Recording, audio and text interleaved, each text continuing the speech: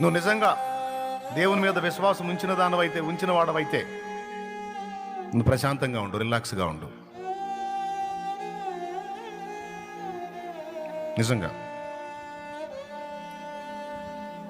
నువ్వు కంగారు పడి, భయపడి, దిగులు పడి, కృంగిపోయి, ఏడ్చి, మొత్తుకొని దేవుని ఎరుగుండి కూడా, దేవుని గురించిన సత్యం తెలుసుకొనుండి కూడా, ఆయన మహాజ్ఞానం తెలుసు, సర్వశక్తి గలవాడని తెలుసు, ఆయనకు అసాధ్యమైంది ఏది లేదని తెలుసు, జరిగినవన్నీ కూడా ఆయనకు తెలియకుండా జరగట్లేదని తెలుసు. ఇన్ని తెలిసి కూడా నువ్వు మళ్ళా దేవుణ్ణి సందేహించి, కృంగిపోయి, కుమిలిపోయి, కలత చెంది, దిగులుతో, విచారంతో, వేదనతో ఒకవేళ నువ్వు బ్రతుకుతుంటే నీకు తెలుసా, నువ్వు దేవుణ్ణి అవమానపరుస్తున్నావు, నువ్వు దేవుణ్ణి తృణీకరిస్తున్నావు, అవమానపరుస్తున్నావు.